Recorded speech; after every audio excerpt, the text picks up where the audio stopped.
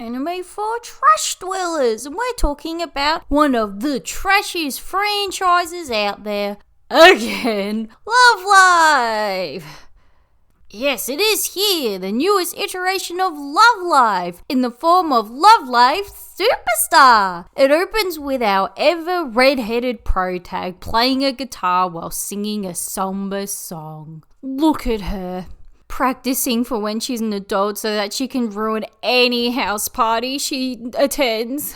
Guys, I know you're driving to some Smash Mouth, but I just felt like what the party really needed was a live acoustic rendition of Wonderwall. She's all preppy and excited to audition for the music class in high school she's going to attend, only to get stage fright and just make it to the regular old boring classes. She's jaded now that her dreams have been crushed. Girl, you are like 14. Wait until you start university and working. Her school is near Harajuku, like close enough that she has to go through Harajuku to get there, with a lively, look, it's Harajuku montage, but far enough that it's a prestigious old English boarding school out in the middle of a field. On her way there, she runs into some of her friends who are like, geez, isn't it embarrassing? Sorry, I mean unfair that you didn't make it to the music course.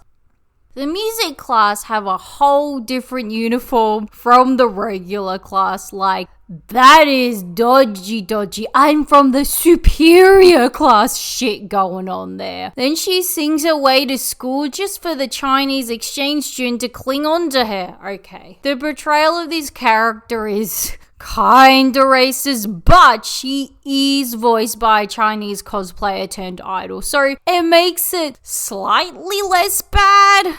It's probably more of a case where an ethnic minority gets a TV role and the director comments, could you make your accent more prominent? Which, yeah, is still bad. The fact that this character's mum is Japanese, but they still have her speaking Japanese with a comically strong Chinese accent. Like, this character is fluent in Japanese, or at least has conversational Japanese down packed before even moving to Japan. Realistically, she just wouldn't have such a strong accent when she's already got the language learnt so well.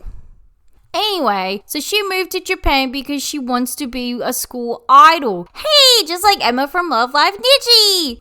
We have a brief shot of the classroom which cuts to the two girls we've been introduced to so far and the prickliest teenage girl I've ever seen. While sending out flyers to start her school idol group, oh no, the head of the school council took away their flyers and was all grumpy and uptight and said they're not allowed to have school idols on campus because reasons.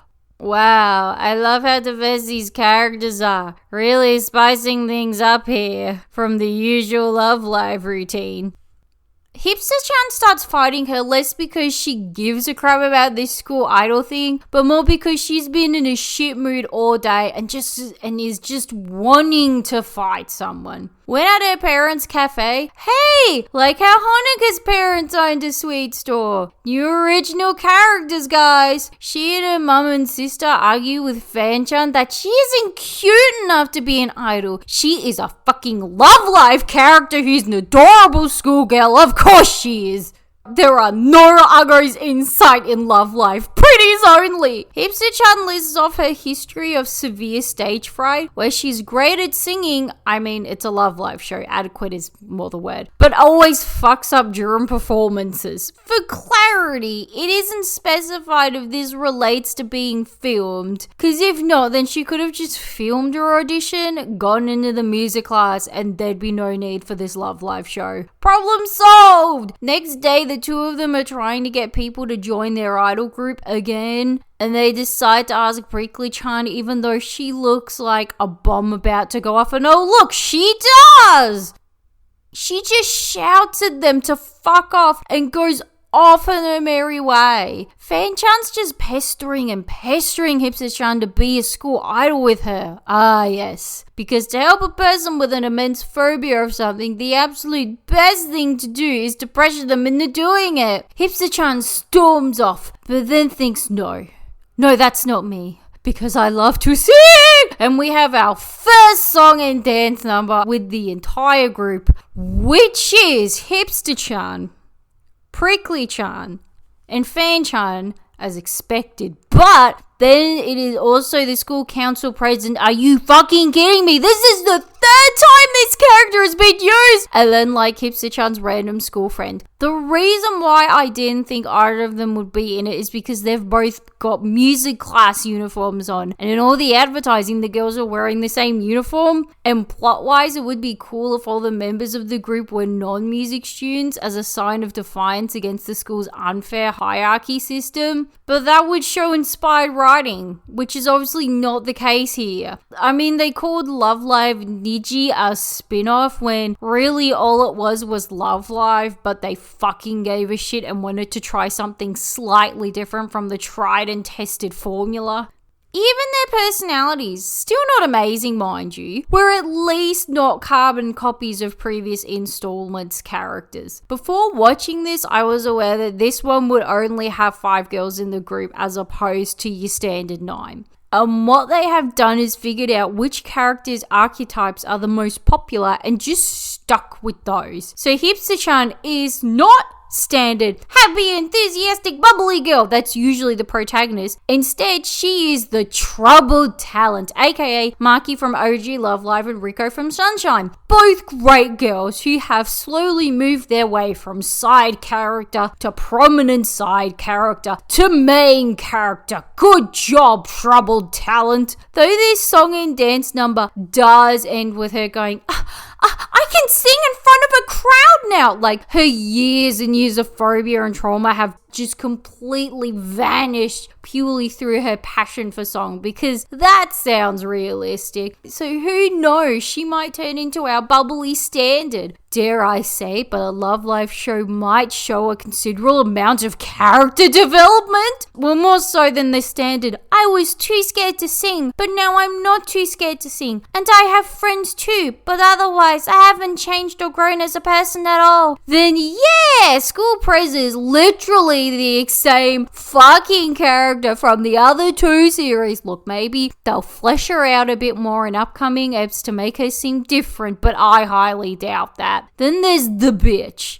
Nico Ni and Yohane respectively, though they are usually the weird bitch, but at the moment Prickly-chan only encapsulates the bitch part of that archetype. More viewing will be required in order to confirm that. There's the chill one, not ditzy chill like Hanamaru from Sunshine, just chill chew.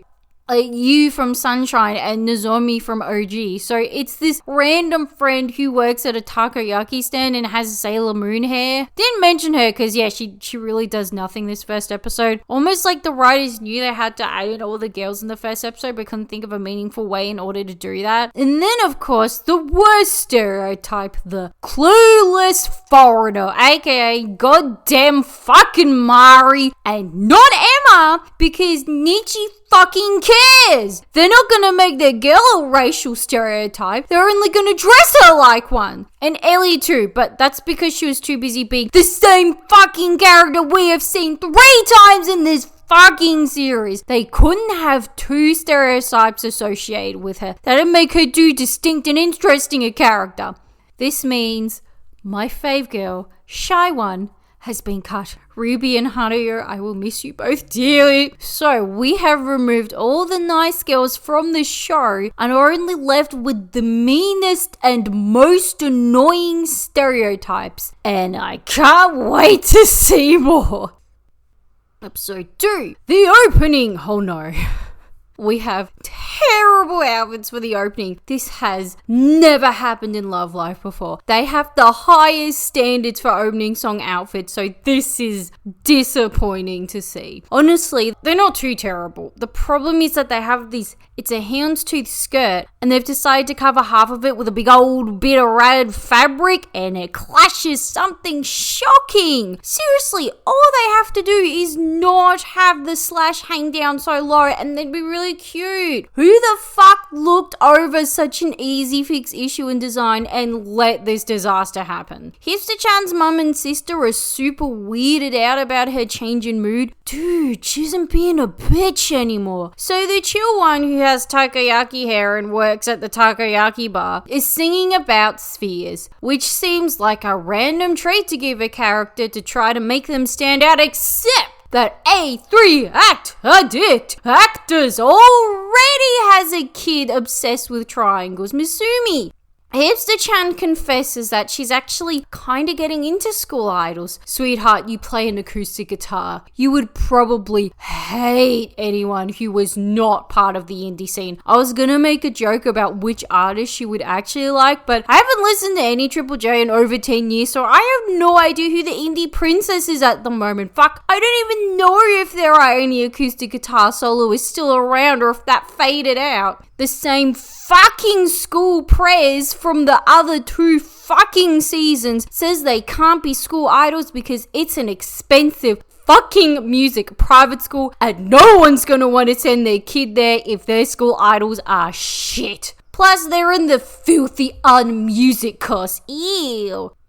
So Fan-chan knows what to do. She knows to hold a protest. Please don't let her social credit score go down. So the principal gets involved, looks at school prayers and goes, "You are a fucking student. No, you do not hold the power to turn down club applications." Who the fuck thought that this was a realistic and good plot device? So the principal says, well, duh, of course you can have a fucking music-based club at a fucking music-based school. But look, we still need parents to willingly fork out much more than the education provided at the school is worth. So therefore, you gotta come first in the school idol comp. Fair enough. Good to give the girls targets to work towards. And it isn't even the Love Live. It's just some fucking local high school idol fest. Not Nidgies! So yeah, it'll just be the fucking local loser schools. They've got this in the bag. So they can both sing. Fan-chan can write lyrics. Hipster-chan can write a tune. But they do not have a resident dancing queen. So therefore, they ask Circle-chan for help. Fan-chan even offers her a place in the group, and Hipster-chan quirks up, "Oh no, she's a big fancy schmancy music student here. She's way too busy studying so much harder than we have to be a school idol." So bad news, Fan-chan is shit at sports, but don't worry, she's incredibly amazing at everything else so that she's still likable, including rhythm games, because yes, marketing department is thinking that far ahead for the inevitable Love Live Superstar rhythm that will be released.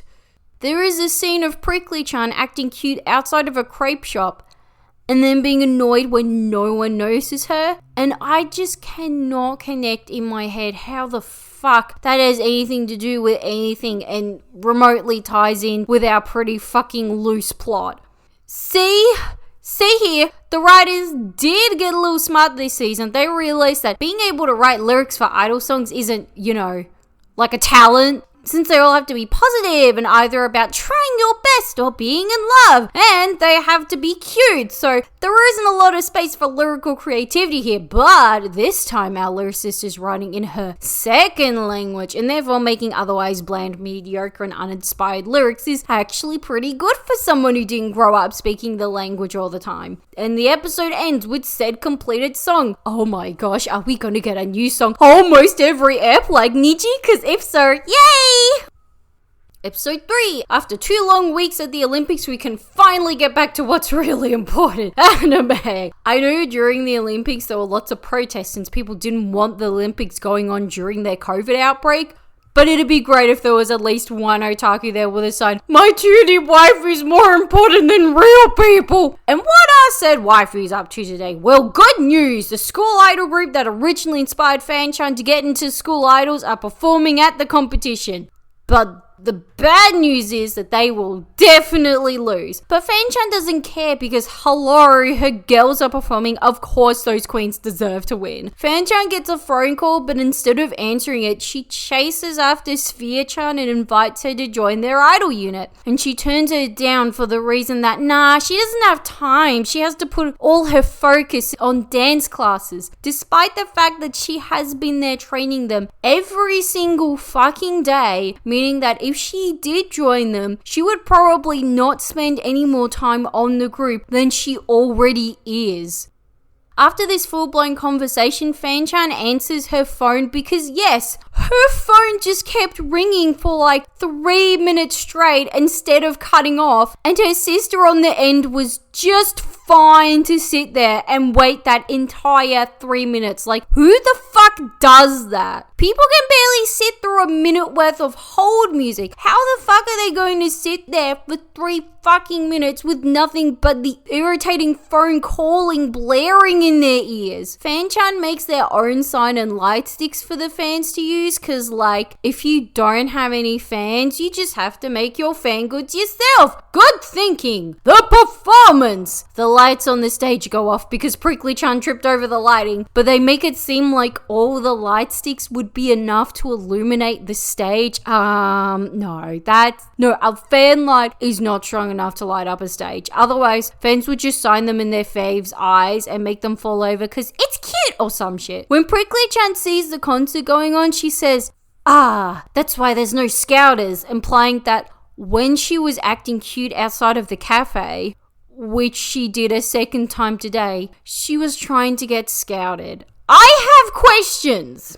Scouted for what? Anything could scout her for acting cute outside a cafe. Why doesn't she just audition for whatever it is she wants to do? If it's idol, she's in Tokyo. There's tons of the little underground groups there. Easy for her to find one to audition for. Plus, there is the internet. Why doesn't she run a Twitter account, have a YouTube channel, have a TikTok? She would get so many followers if it's just her cutesily eating her parfait on TikTok and eventually get some type of work from that. There are tons of cosplayers who go into idol work, including Liu, who started off as a cosplayer, then became an artist, and now she's voicing Fan-chan. So my question is this a cutesy little gimmick the writers thought would be silly, or are they a tired old middle-aged man who has absolutely no idea of technology or what teenage girls actually think or do? Whoa, hard to tell, guys. Their outfits, I gasped when I saw them because they were so damn cute. I could cry.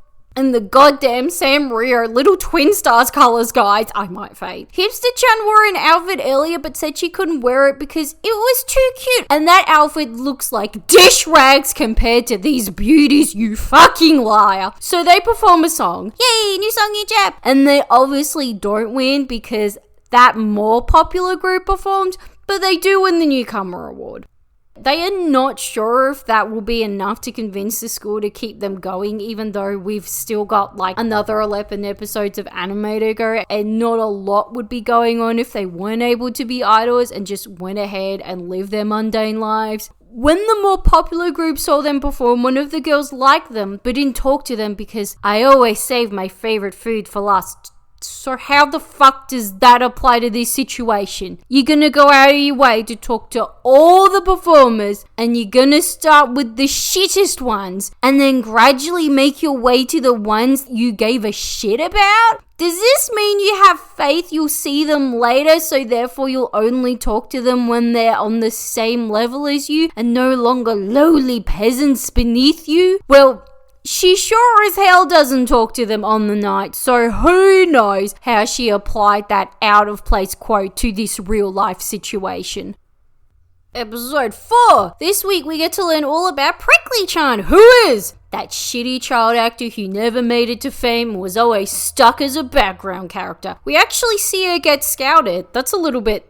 okay, that's a little bit convenient. Plus, they were scouting for extras? Like, there are enough out-of-work actors for extras around. She overhears how the school idol club has over 2,000 followers on Twitter, and she has a measly 39. So after that, she's convinced that, yeah, she's got to join the club for the sake of more Twitter followers. Oh yeah, and obviously, like we all knew was gonna happen, the club wasn't cancelled because of that special little award they got. Prickly-chan joins the club on the basis that she's the center, which has yet to be established since there was only 2 people in the group, and I guess they figured it would be cruel to pick a center out of the 2 people, even though there are plenty of duos where one person is definitely getting more lines than the other. Prickly-chan feels she has this in the bag because not only does she have sufficient experience in this field, she's also a better singer. This is held via a classroom vote, aka a way that does not showcase their skills. So out of the new weird exchange student, the constantly pissed off Karen who looks like she'd blow if people breathe too loudly near her, and the normal sane one, well, the normal sane one gets picked. Fan-chan keeps trying to describe it as charisma, when in reality it's lack of any notable bad traits. So Prickly-chan quits because if she can't be the center, then what's the point? And I am with her outrage. Fucking of course the more talented and experienced person should be at the center. Even if Fan-chan invites her to a rooftop fight to get her to stop disrespecting school idols because they work so hard. I'm pretty sure someone who has been active in the entertainment industry since she was 6 has done a lot more hard training than you have, sweetheart. Hipster-chan sees her after school and learns that she will just walk back and forth along a road until a scout comes. If she already has a history, then why on earth isn't she just bringing that resume along with her as she goes to audition at talent agencies or record labels? Oh, and she lives at a shrine because there are only 5 girls in this series, meaning they can have multiple cheap gimmicks occurring at once in a lazy attempt to pretend they're more fleshed out characters. Hipster-chan figures out how to get Prickly-chan to join, and it's through making it a competition to see who gets to be the center. Now, Prickly-chan is on board not only as a member of the club, but also as their source of information about the entertainment industry, despite the fact that she apparently doesn't even know how to audition for agencies and instead just walks around on a fucking street. Episode 5. It opens with Diva-chan asking what Love Live is. Okay. She's good. And Fan-chan just frothing at the mouth over such disrespect. And Diva-chan's like, why would I have heard about it? It's for amateur losers. Now, this woman right here, she is going to be the very first Love Live member to actually organize copywriting so that they actually get to make money from this gig instead of all the other Love Lives where they're surprised and flattered to see merch of themselves being sold without seeing a goddamn dime of it. Something that only clicked for me this episode. Diva-chan's in the not special class at this music school, even though it's already been established that she's pretty good at performing. So how the fuck did she fail the audition? Damn, that's something I want to see. They give up on rehearsing out in the relentless heat because they're wimps. They do tease the idea of practicing in one of the many practice rooms within the high school that specializes in music, but Hipster-chan stops them because it isn't fair if they use it over special music class kids. Could you maybe not show open support for segregation and just fight against it instead? So they just toured Hipster-chan's parents' hipster cafe instead? Well, it's her mum's, and I think her dad has a real job. I don't know, men aren't really the focus in Love Live. I'm surprised that we even managed to get a shot of him in the first or second ep. Very impressive. And look who turns up but those famous idols from before. So according to that one girl, I always save dessert for last quote from episode 3, that would imply that she has already hung out at the other cafes owned by the other performers that night and has finally gotten to Hipster-chan's. And they just offer them a spot at their performance on their shitty little island they live on that's near Tokyo? Like, okay, feels on him, but whatever. They practice with them, and like the good little fan that she used, Fan-chan takes along her massive frame poster of the 2 of them. Hipster-chan doesn't see the point in it, but Hipster-chan doesn't realize that she could have taken little dolls of them instead to watch, and honestly, the poster's much less creepy. Pretty grateful she brought the poster. Takayaki-chan has a serious convo with them about whether or not her group has a chance at Love Live, and they're like, look, at the moment the dancing's there, but the passion for it's not. So just hurry the fuck up and join the group. Then you'd have a chance at it. Which she doesn't listen to because she ditches them on their little getaway trip. I am very confused. They take a boat to the island and they don't get a proper cabin. They have to sleep on the floor of this thing. Meaning they went on the cheap.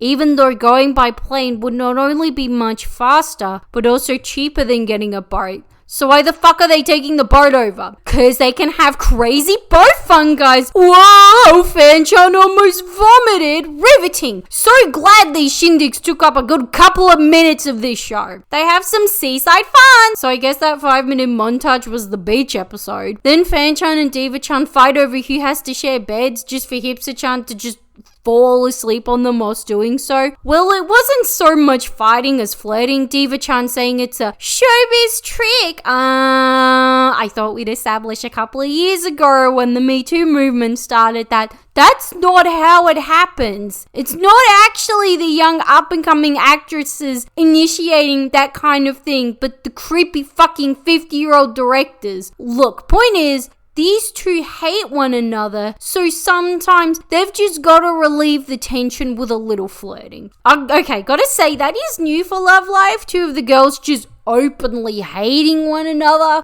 Hipster-chan is rolling around in the sand in her PJs. No, please don't go to bed in them afterwards. Then that she will be covered with sand too. She just can't seem to write lyrics about Spherical-chan because she's like, but what are we? Since like she isn't actually in the idol group, but she does all their choreo and scheduling and comes to every rehearsal, so what are we? Then her and Fan-chan reckon they need to ask Round-chan for either the second or even third time to join their group.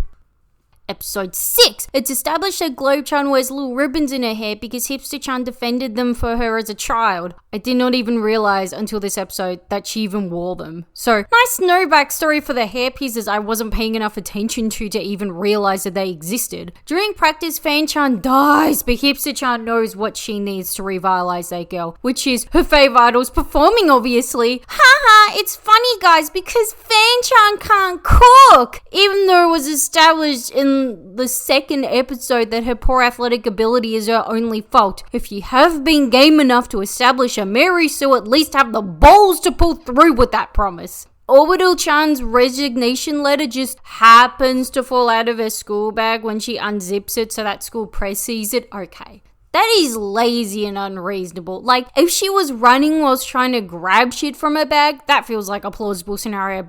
But this, no. They just need that paper to be seen, so for the sake of plot, it gained the ability to fly. School Prez enters Sailor Moon's practice room, and instead of saying hello, first she does a couple of pirouettes and then says hello, because nothing says wanker quite like, let me show you my superior dance abilities before I grace you with my conversation. Cube with the corners cut off Chan eventually D&M's that she dances cause like she wanna support Hipster Chan through her dance or something like, yeah, nice, cool, interesting backstory, what a nice child you are. After talking to one of the other idol members from the big cool idol group, Hipster Chan decides she wants to write and perform music in order to help everyone. Pro tip. You would reach your goal of helping everyone much better if you pursued literally any other field of work. Like, music helping people is vague and non-specific help, plus the amount of hatred every artist will ensue in an individual means that their existence isn't helping someone but doing the opposite and making their life worse. Like, hey, doctors help people, but most people do not hate doctors. And then list literally any artist and see how that is not the case. Can't say you do it to help people and then completely ignore the haters whose lives have been made significantly worse due to your existence. Hipster-chan is worried about Balls-chan, so she goes back to Tokyo to support her. And Balls-chan's like, I dance for you. You lift me up to dance, bro. And Hipster-chan's like, no, I sing for you, bro. You lift me up to sing. And they're like, bro, which from the one quick screenshot that occurred mid-performance, so I'm not super certain, causes Balls-chan to not only quit her school course, but also quit her dance comp, even though she's literally right there to perform in it. Like, she is there at the building ready to compete and just pulls out after all that rehearsing. If anything, that talk with Hipster-chan made everything worse, and the two of them go back to the island to perform in the same day and just on the spur, which says that not only is the boat the girls took to the island probably not cheaper to the extent that alternate methods of travel are affordable, but also that they are infinitely quicker. So what was the point in taking the boat?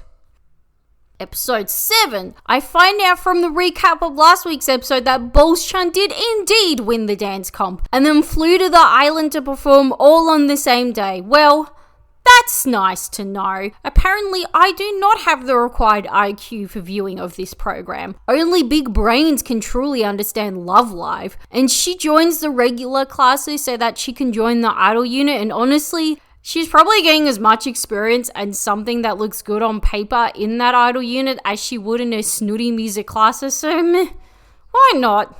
The school council elections are here, and so the plan is that instead of fighting and winning over the school council to win the election, they will become the school council. Mwahaha! Fanchan is stressing about what would happen if the school council took over, and it's like, oh, it's funny because it's so over the top and unlikely, but considering what's happening to the entertainment industry in China at the moment, yeah, nah, that's a legitimate concern right there.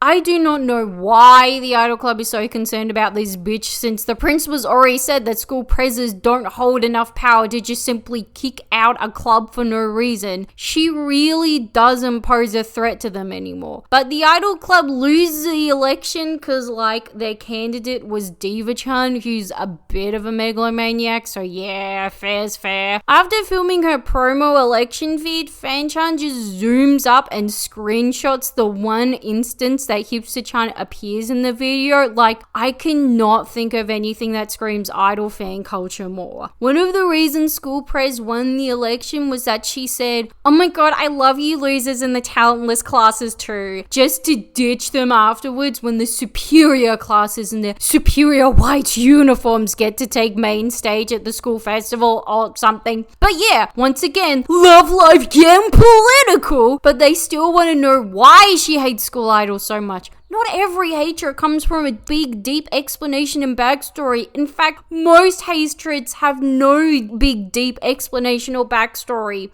This is the expected answer to that question. For the first time in quite a while, I am watching an anime where the characters are stalking someone down and one of them says, I don't know guys, maybe stalking someone down is kinda dodgy. They arrive at her house, which is a big mansion because like her family owns the school, so duh it is. Then Fanchan is like, we came all the way here to talk to her, so we may as well talk to her.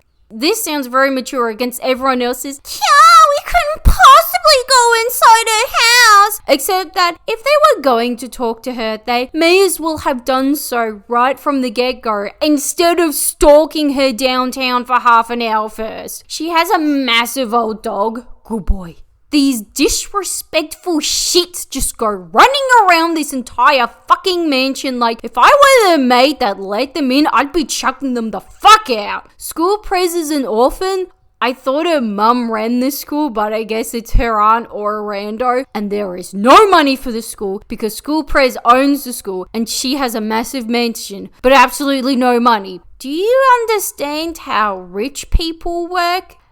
It's never just one rich person. It's like their entire fucking family is rich. Even with rags to riches stories, all these siblings and shit get some of that sweet moolah too. Even if she personally has no money, she would have relatives and friends. Yes, friends, because rich people only spend time with other rich people who would have money to help fund a school. And schools are lucrative things if they're private like this one. It's basically another Bismuth investment. What I'm saying is, it's Love Live being Love Live, which is set in a world vastly different from our own, where certain things just don't make sense. Like this. So once again, it's school idols idling to save the school. So their why does she hate idols so much story looks a little bit silly when she obviously has so much other shit going on in her life that she just does not have time to deal with them. And hey, maybe she hates school idols because she's seen Love Live Sunshine. She saw how well that ended for the school there. Episode 8. Family situation is baby daddy wanted to move overseas for work, but mum wanted to stay to purchase her old school that shut down and reopen it. And baby daddy just went fine and left. For comment, this is not how rich people work. Rich people fucking have multiple properties across different countries. So what if his wife wanted to live in Japan? That's cool. He just fly over for the weekends and then on the occasion just work from home there for a good month. There was a workaround here. And then he even offers for school press to come live with him and she turns him down to be a surrogate orphan. I fucking tell this. And mum died from overwork running the school and now she's the head benefactor of the school in her place or whatever. I guess so that she can follow in her late mum's footsteps and die of overwork too. She also says that the artificial class system she created in the school is to also help more people attend the school, even if they're megalomaniacs. The untalented hack students are still pretty pissed that they weren't invited to perform at the school festival. And they bring up about the idol group because they're the voice of the people, apparently. School press finally confesses as to why she doesn't want school idols at her school. Because it doesn't work! Yes, I fucking called it! In a Love Live show that is not a great achievement. But if you've listened to any of my other potty apps, you'd be well aware that this is quite the rare occurrence. And I will take any victory I can. So said failed idol group was her mum's. And she has to explain, they didn't have school idols back then, but they were school idols before school idols. Yeah, okay, got it, I think. And yeah, there are no docos around about the school idol club. All the other clubs, but not that one. And she reckons, her poor ma worked her butt off to save the school through idling and she didn't even like it. So no one else better try it either. Because I'm sure if your mother didn't enjoy it, therefore it guarantees it to be an awful experience for any other individual who'd ever try it too. So now we're on this famous 5 Scooby-Doo hunt for the missing memories, and they're locked away in the Chekhov's gun-locked box that they found when they first initially cleaned up the club room, which I may or may not have mentioned before. So school press is midway through his speech about her controversial decision to cut the common man out of the festival, and then the school principal just lets Hipster-chan fucking interrupt her and talk to the rest of the school about her famous 5 find, which was the school idol club journal, for what was supposed to be before idols. This club certainly called themselves that, unless you're trying to say that they created idols. Big claim. I think they just mean before school idols, which are just idol groups formed at the same school, which isn't very different from very many real life idol groups whose members are all high school aged. Anyway, it's all a bit dumb, really. And the journal reveals that even though they weren't successful, they had a ball. That's nice. The school principal is an old school friend of her mum's, and she said she didn't tell her about the idol group because her mother wanted her to find her own path. Like, okay, her mother only passed away 2 years ago, and for some reason she never told her daughter about it except once when she was like 4, and then left the entire funding for a high school in her teenage daughter's hands. And while she's at it, she's like, by the way, don't tell her about that idol gimmick, which, hey, may actually work in this day and age since school idols are a thing now and they're cool. No, please, I must make my daughter suffer even more. School Idol Club has the insight to know that their plan to sing at the school festival would succeed and therefore have a stage built ready to go. Balls-chan has her takoyaki van out again, so I am confused. Is this a van she freely rents out? Is this someone else's van that she gets hired to run? Or is it her own small business that she owns? Because if that thing is making enough dough, then what the fuck is she doing learning dance at a high school anyway? And now they finally perform as their 5-member group. And guys, I'm sorry, but the outfits again. They must have a different costume designer on this series, I swear to Christ! The outfits are cute, but the problem is that there are only 4 different designs for the legs. So School Praise is in knee-high boots, Hipster-chan's in ankle-high socks and boots, Diva-chan's in thigh-high leggings and ankle boots, and then Fan-chan and Balls-chan are both in wide stockings and ankle boots. No! You cannot have every other member in cute variations and then only 2 members wearing the same. No. It clashes.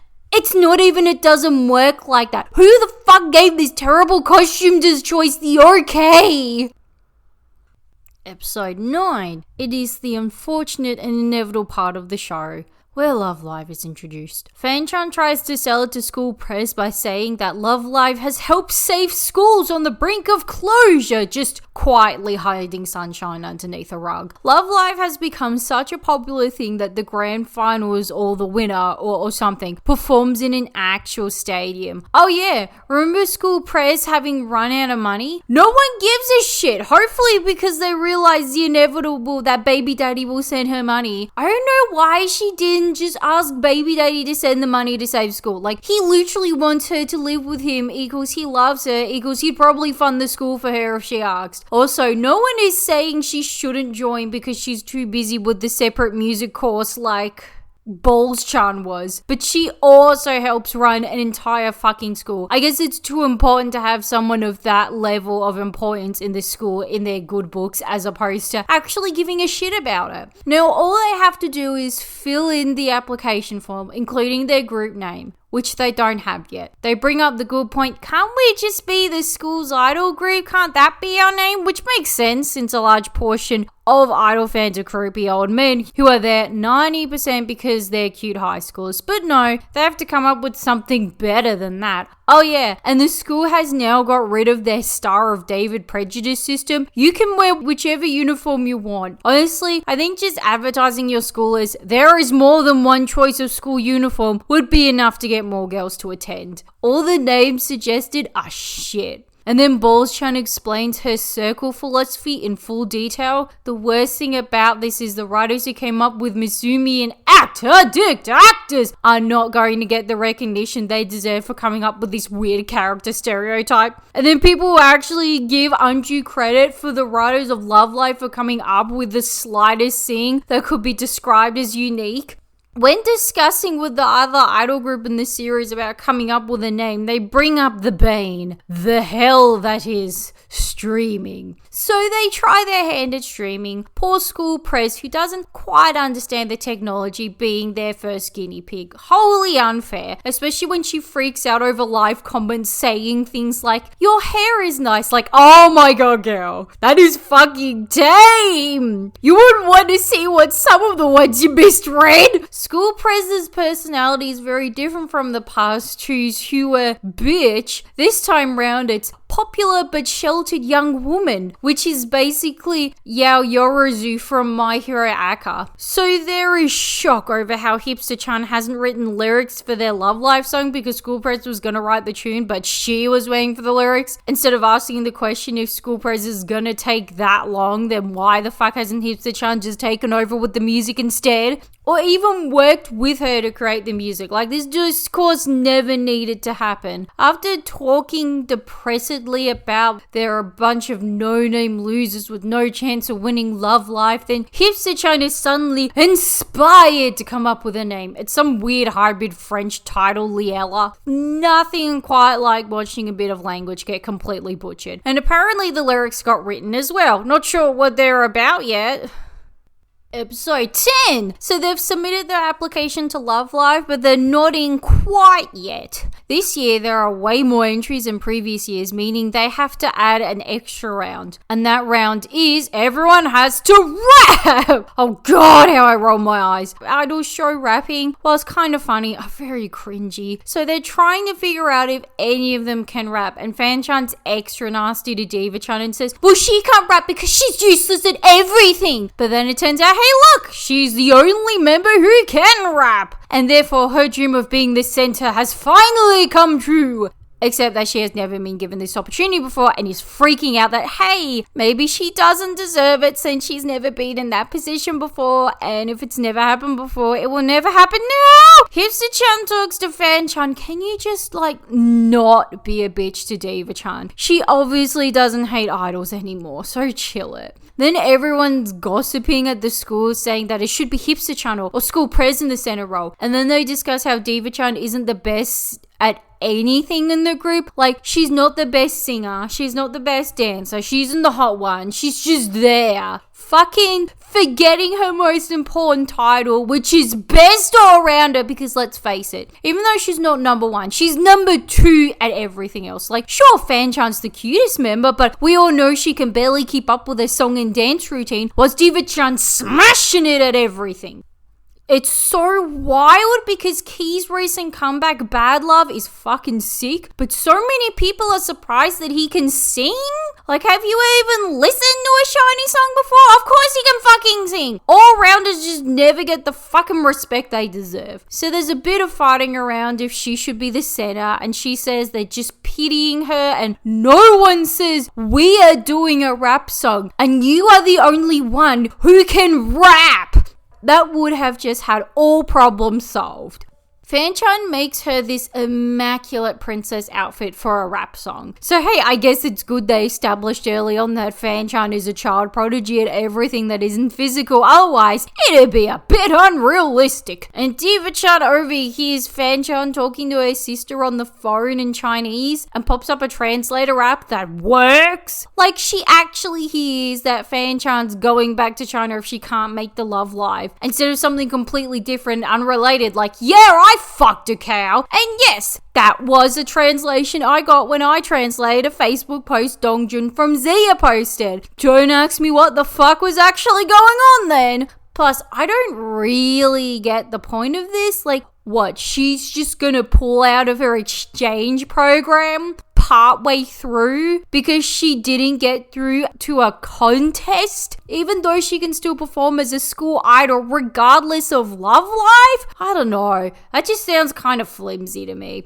Anyway, Fanchan has finally stopped being a bitch to Diva-chan and is like, have you seen the immaculate dress I made you? I wouldn't have bothered making it if I didn't plan on you being the center. Why would I put myself through so many hours of pain and pricked fingers from pins and needles? So Diva-chan proceeds to be the center, a smug as fuck center, which I appreciate, to a song that is not a rap song. Look, you could argue that it's a hip-hop or R&B, but that was not the stipulation for this song. It had to be a rap song, and there is no rapping in this rap song. And Hipster-chan's like, yeah, we've got this in the bag, but your only stipulation was that it had to be a rap song, and there was no rapping. Do you see the problem here?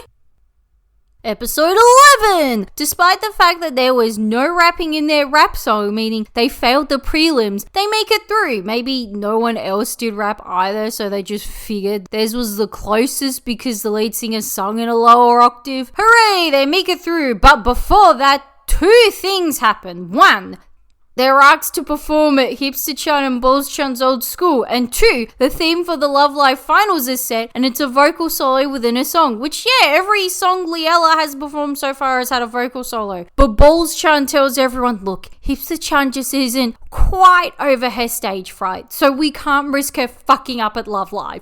Therefore, she is sent by herself to perform for the school children. Yep, the kids will love, instead of a group of people singing and dancing in colourful outfits, just one person singing while standing very still and wearing a stock standard school uniform. Somehow she does get a loud cheer, which I call BS on. Children aren't so easily entertained or caring. Also, school pres checked out porn at school and thought she got caught, probably not realising that the vast majority of students during class are looking up some form of smut online. Whether it's artistic photography, fan art, fanfic, whatever it is, that's what they do when they're bored in class. Episode 12, final ep! Good news! The school is saved, which is announced right at the start of the episode in an incredibly lackluster way. Like, the writers knew they had to address that and tie up that loose ends. So they just quickly did it then to get it over and done with. The principal's really shocked, like, wow, your dad gave a whole bunch of money to the school? It's so weird. It's almost like if you just asked your rich father in the first place, he would have been more than happy to financially support this venture of yours and your mother's. Weird! And they also have plenty of applications for the new year due to the group's massive Twitter following. Here is the weird thing about this. What type of people would go to a school based on its idol group? It's either girls who want to be idols themselves, so they'll just be like 50 girls all vying to be part of the idol group like they're AKB or something. And with that many girls wanting to participate, the school simply won't be able to afford them. Or they're creepy stalker fans. And Liella will never know safety or peace ever again. Diva-chan puts their high Twitter followers down to her amazing rapping. What rapping? You didn't even rap! You just sung in a lower register that doesn't make you sound like a hamster. That's not rapping. So the semi-finals test is all remote and filmed. Yay! For a competition that already gives advantage to wealthy competitors, let's give rich kids an even greater advantage. And I don't know if the solo voice stage is part of that, or if they filmed Hipster-chan last episode and got through. Eventually, Hipster-chan decides that she wants their song star-themed, and she wants a pretty star ceiling for their performance. And don't worry, the awkward-looking background characters who looked at her in disgust before when she suggested they film it in the gym, they've got you covered. All the members are like, yeah, we gotta win the Love Live, and Hipster-chan's like, oh man, guys, I was just aiming to be able to, sing this entire show. Aiming for such a large target never really crossed my mind. Love Live is an evening performance, so in the morning, Fan-chan takes a massive poster of those two idols out to Diva-chan's shrine and is like, today I am their competitor, therefore today I am not their fan. I mean, if you were a real fan, you just let them win, but whatever. I love the idea of her taking it to the shrine, like, she can't be a fan of theirs for today, but she's down for patrons of this shrine to just pray to them for the day. Balls-chan is making circles in the snow, just really pushing for this ununique personality trait. They go to the gym and there is no pretty ceiling set up, and Hipster-chan is just set to die there and then on the fucking floor from the stress. But don't worry, the awkward looking background character have got you sorted. They just show a road lined with teenage girls with their eyes closed whilst holding candles like, yes please, life cast this fucking cult in your performance, at least you'll stand out. But instead they're at like a local space in the shopping area the school's near, and they're like, yes, the whole town came to help. Even though the stage and decorations look like the standard type of things a council would just put out on display at this time of year anyway for any passerby to use, the outfits look,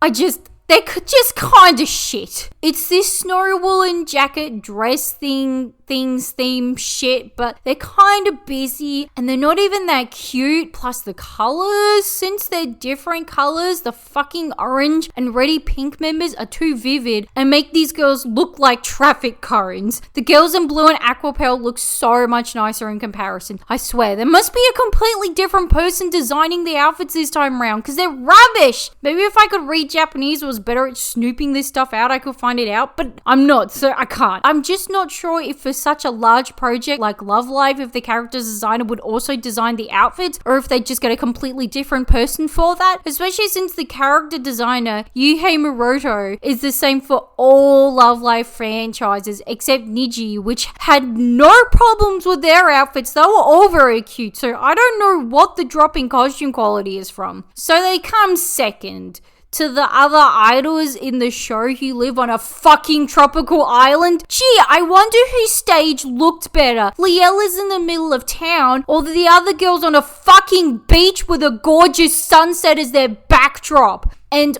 awkward background character says Liella put on the best performance and are just stoked. This girl is like literally every K-pop fan who doesn't stand BTS, because guess what? No one else wins with BTS around. So it's just like, hey, you're not the most popular best-selling K-pop group in the entire world ever, but you perform good and that's enough for me. But now Hipster-chan is mad that they didn't win, even though it was very obvious due to the competition making it based on the best stage the groups could organize as opposed to the performance itself. But no, she's determined to keep going. And Fan-chan's like, yeah, we'll keep going this Liella. Even though it was a plot point a couple of episodes back that she was going to go back to China if she didn't make the Love Life. Like, you're just not even going to address that? It's just completely been dropped in the last episode. That was Love Live Superstar, and somehow I feel the writing has just gotten worse this time round. It has been years since I watched the previous series, but I think it was simpler, so there was less chance for such slop to get noticed. That was Anime for Trashdwellers, Insufferable Weeb on Tumblr and Twitter. Bye!